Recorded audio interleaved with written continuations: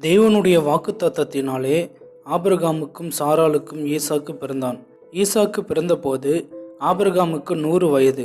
தேவன் ஆபிரகாமிடம் இவ்விதமாக சொன்னார், உன்னுடைய வம்சம் வானத்து நட்சத்திரங்களைப் போலவும் கடற்கரை மணலைப் போலவும் இருப்பார்கள் என்றார். ஈசாக்கை ஆபிரகாம் தன் உயிரைப் போல நேசித்தான். ஒரு நாள் தேவன் ஆபிரகாமை நோக்கி, நீ அதிகமாக நேசிக்கும் உன்னுடைய ஒரே மகனான ஈசாக்கை எனக்கு பலியாக கொடு என்றார். ஆபிரகாம் தேவனுக்கு எந்த மறுப்பும் பேசவில்லை. தன்னுடைய மகனாகிய ஈசாக்கை பலி கொடுக்க ஆயத்தமானான். ஆபிரகாம் பலி கொடுப்பதற்கு ஈசாக்கையும் 2 வேலையாட்களையும் கூட்டிக் கொண்டு மோரியா மலைக்கு சென்றார். மலையின் அடிவாரத்தில் வேலையாட்களை விட்டு ஆபிரகாமும் ஈசாக்கும் மலையின் மேல் பலி கொடுக்க சென்றார்கள்.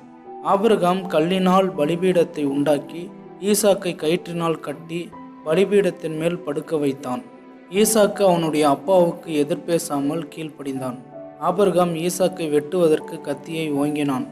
உடனே தேவதூதன் ஆபிரகாமை நோக்கி, நீ உன் மகனுக்கு ஒன்றும் செய்யாதே என்றான். தேவன் ஈசாக்குக்கு பதிலாக ஒரு முள்புதரில் ஆட்டுக்கடா மாட்டிக்கொண்டிருந்தது. தேவன் அதை பலி கொடுக்கும்படி சொன்னார். ஆபிரகாம் அந்த ஆட்டுக்கடாவை பலி கொடுத்தான். தேவன் வைத்த பரிசோதனையில் ஆபிரகாம் தேர்ச்சி பெற்றான். ஈசாக்கு பெரியவனான போது கானானியர்களில் விக்கிரக ஆராதனைக்காரர்களாக இருந்தபடியால் ஈசாக்குக்கு அவர்களிடத்தில் பெண் கொள்ள ஆபிரகாமுக்கு விருப்பமில்லை. தன் சொந்தத்தில் இருக்கும் ரெபேக்காளை மருமகளாக செய்து கொண்டான். ரெபேக்காள் மிகவும் அழகுள்ளவள். ரெபேக்காள் தன்னுடைய கணவனாகிய ஈசாக்கை அதிகமாக கௌரவித்தாள். ஈசாக்கும் ரெபேக்காளை நேசித்தான். ரெபேக்காள் கர்ப்பவதியாக இருக்கும்போது வயிற்றுக்குள் 2 பிள்ளைகள் மோதிக்கொண்டார்கள். பிரசவத்தின் போது சிறியவன் பெரியவனின் காலை பிடித்து கொண்டு பிறந்தான். அவள் 2 குமாரரை பெற்றாள். பெரியவனின் பெயர் ஏசா, சிறியவனின் பெயர் யாக்கோபு. ஈசாக்கு ஏசாவை நேசித்தான். ரெபேக்காள் யாக்கோப்பை நேசித்தாள். ஒரு சமயம் ஈசாக்கு வசிக்கும் தேசத்தில் மிகப்பெரிய பஞ்சம் வந்தது. அப்பொழுது ஈசாக்கும் அவனை சார்ந்த அனைத்தும் கூட்டிக் கொண்டு அமாலிக்கியர்களிடத்திற்கு சென்றான்.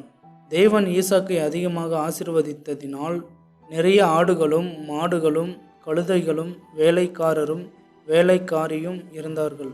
அவனுக்கு உண்டான ஆஸ்தியை பார்த்து பெலிஸ்தியர்கள் பொறாமை அடைந்தார்கள். அவர்கள் ஆபிரகாம் தோண்டிய கிணற்றை புதைத்து விட்டார்கள். பெலிஸ்திய அரசன் ஈசாக்கை நோக்கி, நீ எங்களை காட்டிலும் மிகவும் செல்வந்தனாக இருக்கிறாய், அதனால் எங்களை விட்டு போய்விடு என்றான். ஈசாக்கு அந்த இடத்தை விட்டு வேறு இடத்திற்கு சென்றான். அங்கே அவன் ஒரு கிணறு வெட்டினான். அங்கிருந்த மக்கள் அதை புதைத்து விட்டார்கள். மறுபடியும் ஒரு கிணறை வெட்டினான். யாரும் புதைக்கவில்லை. ஈசாக்கு அங்கே இருந்து பெயர்செபா என்ற இடத்திற்கு சென்று தங்கியிருந்தான். தேவன் ஈசாக்கிற்கு தரிசனமாகி, நீ யாருக்கும் பயப்படாதே, நான் உன்னை பெரிய அளவில் ஆசீர்வதிக்கிறேன் என்றார். ஈசாக்கு மிகுந்த செல்வந்தனாக இருந்தான். அதை அறிந்து கொண்ட பெலிஸ்திய அரசன் ஈசாக்கிடம் வந்து, நாம் இருவரும் யாருக்கும் மோசம் செய்து கொள்ளாமல் ஒரு நிபந்தனை ஏற்படுத்தி கொள்ளலாம் என்று சொன்னான். ஈசாக்கு அதற்கு ஒப்புக்கொண்டான். அவர்களுக்கு விருந்து செய்து அனுப்பினான். ஈசாக்கின் வேலைக்காரர் வந்து, நீ தோண்டிய கிணற்றில் தண்ணீர் வருகிறது என்றார்கள். ஈசாக்கு அந்த கிணற்றுக்கு ஷேபா என்று பெயர் வைத்தான். அதன் பிறகு அந்த ஊருக்கு பெயர்செபா என்று பெயர் உறுதியானது. ஈசாக்கு நல்ல முதிர் வயதான போது கண் பார்வை மங்கலானது.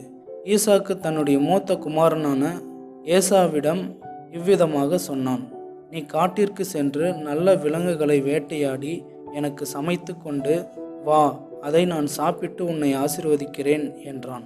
இதை தன்னுடைய மனைவியாகிய ரெபேக்காள் கேட்டு ஒரு ஆட்டுக்குட்டியை ருசியாக சமைத்து யாக்கோப்பிடம் கொடுத்து அனுப்பினாள். யாக்கோப்பின் கையுக்கும் தோளுக்கும் ஆட்டு மயிரை கட்டி அனுப்பினாள். யாக்கோப்பு ஈசாக்கிடம் சென்றான். அவன் மயிரை கட்டி அனுப்பினாள்.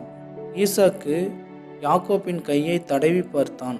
உன்னுடைய குரல் யாக்கோப்பினுடைய குரல் போல் உள்ளது, உன்னுடைய உடல் ஏசாவை போல் உள்ளது என்றான்.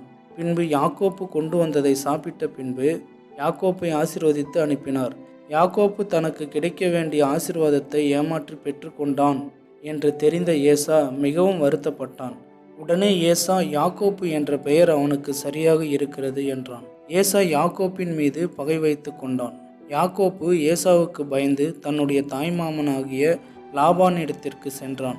அங்கே பல வருடங்கள் பணி செய்து மனைவிகளையும் பிள்ளைகளையும் ஆடு மாடுகளையும் அனைத்தையும் பெற்றுக்கொண்டு எதிரில் இருக்கும் தன்னுடைய தகப்பனாகிய ஈசாக்கிடம் வந்தான். ஈசாக்கு 180 வருடம் வாழ்ந்து நல்ல முதிர் வயதில் இறந்தான். அன்பானவர்களே, ஈசாக்கிடம் கீழ்ப்படியக்கூடிய குணமும் நேசிக்கும் குணமும் பிள்ளைகளின் மீது கருணை கொண்ட குணமும் பார்க்கிறோம். ஈசாக்கு தன்னுடைய தகப்பனுக்கு முழுவதுமாக கீழ்ப்படிந்தான். தேவன் வாக்கு கொடுத்த விதமாக ஈசாக்கின் சந்ததி மிகவும் பெருகினார்கள். ஆதியாகமம் 26ஆம் அதிகாரம் 12வது வசனம். ஈசாக்கு அந்த தேசத்தில் விதை விதைத்தான். கர்த்தர் அவனை ஆசீர்வதித்ததினால் அந்த வருஷத்தில் 100 மடங்கு பலன் அடைந்தான். பிரதர் அண்ட் சிஸ்டர்ஸ், இந்த வீடியோ உங்களுக்கு பிடிச்சிருந்தா லைக் பண்ணுங்கள். இந்த வீடியோவை பற்றி உங்களுடைய மேலான கருத்துக்களை கமெண்டில் தெரியப்படுத்துங்க. இந்த வீடியோ மற்றவங்களுக்கு பயனுள்ளதாக இருக்கும் அப்படின்னு நினச்சிங்கன்னா மற்றவங்களுக்கு ஷேர் பண்ணுங்கள். இதுபோல் பயனுள்ள வீடியோக்கள் உங்களுக்கு தொடர்ந்து கிடைக்கணும்னா எங்கள் சேனலை சப்ஸ்கிரைப் பண்ணுங்கள். கூடவே வர பெல் சிம்பிளை கிளிக் பண்ண மறந்துடாதீங்க.